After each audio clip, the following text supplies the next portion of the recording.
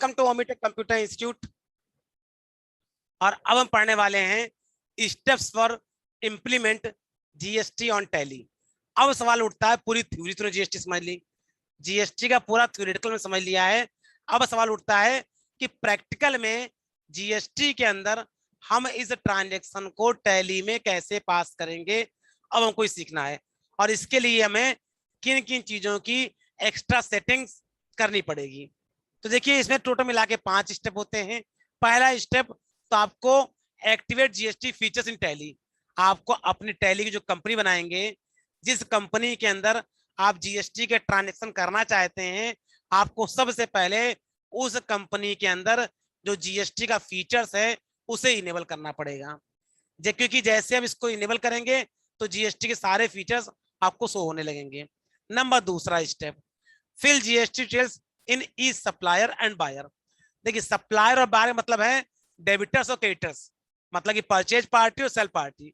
तो आप जिससे भी गुड्स खरीदते थे और जिसको भी गुड्स बेचते थे, तो आप परचेज पार्टी और सेल पार्टी का लेजर बनाते थे। ये काम आप पहले भी करते थे, अभी भी करना है। एक्स्ट्रा क्या है, अब आपको हर परचेज पार्टी और हर सेल पार्टी में बताना पड़ेगा उसका स्टेट क्या है, उसका टाइप क्या है। स्टेट मतलब वो किस स्टेट से बिलोंग करता है, टाइप मतलब कि रेगुलर है, कंपोजिशन है, अनरजिस्टर्ड है या कंज्यूमर है, उसका आपको टाइप बताना पड़ेगा।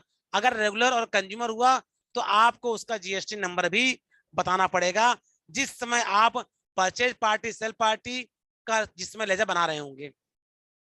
ये एक्स्ट्रा काम आपको करना पड़ेगा। नंबर तीसरा step, GST applicable in purchase and sale ledger. इसके बाद जो परचेज और सेल के लेजर होते हैं उसमें आपको सिर्फ एक जीएसटी फीचर्स का एक ऑप्शन आता है जिसे केवल यस करना होगा। मतलब आपको बताना पड़ेगा टैली को कि ये परचेज के लेजर में और सेल के लेजर में क्या होगा, जो भी अमाउंट आएगा उसी अमाउंट पे जीएसटी क्या होगा, कैलकुलेट होगा।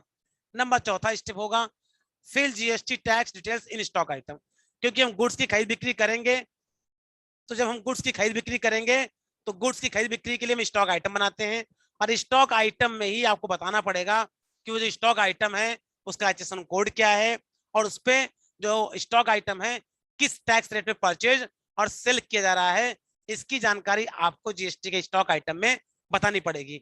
आपको उसका एचएसएन कोड बताना पड़ेगा, आपको ये बताना पड़ेगा कि जो स्टॉक आइटम है वो एग्जेम्प्टेड है, टैक्सेबल नॉन रिलेटेड है कि टैक्सेबल है, और अगर टैक्सेबल है तो किस परसेंटेज का है, 5 का, 12 का, 18 का। तो इस तरीके से आपको उसका tax rate stock item fill करना पड़ेगा। तो ये काम आपके लिए एक्स्ट्रा हो गया। पांचवा स्टेप हो गया, अभी तो सेल और परचेज करते थे तो केवल सेल परचेज का लेजर होता था और साथ में पार्टी का कैश और बैंक का होता था। लेकिन अब जब ट्रांजेक्शन पास करेंगे तो आपको चूंकि जीएसटी लगानी है, जैसा कि ठीक जस्ट पुरानी वीडियो में पढ़ चले, इसके जस्ट पहले के लिए वीडियो पढ़ा था कि एक परचेज का लेजर था और साथ में क्या था, जीएसटी का लेजर भी लगाया था, जीएसटी 5% का।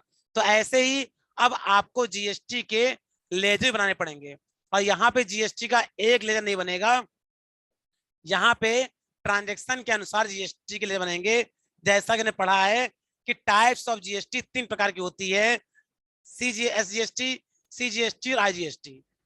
अगर लोकल का ट्रांजैक्शन होगा तो सिर्फ एसजीएसटी और सीजीएसटी लेजर लगेंगे, लेकिन अगर आउट ऑफ स्टेट का ट्रांजैक्शन भी है तो आईजीएसटी भी लगेगा। हमने मान लिया कि लोकल का भी ट्रांजैक्शन है और आउट ऑफ स्टेट का ट्रांजैक्शन भी है, तो जो मैक्सिमम प्रोबेबिलिटी है वो ये है कि जीएसटी का एक नहीं 3 लेजर बनेंगे, जिसमें कि एसजीएसटी, सीजीएसटी और आईजीएसटी। इन 3 लेजर को भी आपको एक्स्ट्रा क्रिएट करना पड़ेगा। ये 5वें नंबर का काम जो है ये आपके लिए एक्स्ट्रा हो जाएगा। बाकी 1 से लेकर 4 तक के स्टेप्स हैं, ये तो काम पुराना ही है। मतलब आप सप्लायर और बायर मतलब डेटर्स के पहले बनाते थे, परचेज पार्टी सेल पार्टी आप पहले ही बनाते थे। आपके लिए क्या करना है, आपको उनका जीएसटी की इन्फॉर्मेशन भरनी है। इसके अलावा परचेज सेल के लिए आप पहले बनाते थे, आप भी बनाने हैं, बस आपको जीएसटी एप्लीकेबल करना है उसके अंदर। इसके अलावा स्टॉक आइटम आप पहले बनाते थे, आप भी बनाना है, बस उसमें आपको जीएसटी की इन्फॉर्मेशन भरनी है। तो कुल मिलाकर ऊपर के 4 स्टेप तो पुराने हैं, ये काम आप नॉर्मली हर ट्रांजेक्शन में करते भी थे पहले, लेकिन अब उसमें आपको जीएसटी के रूल्स और जीएसटी के कंप्लायंस के अनुसार चलना पड़ेगा। ये 5 स्टेप टैली पे हम प्रैक्टिकली अपने नेक्स्ट आने वाली वीडियोज में करके देखेंगे। इस वीडियो में सिर्फ इतना ही।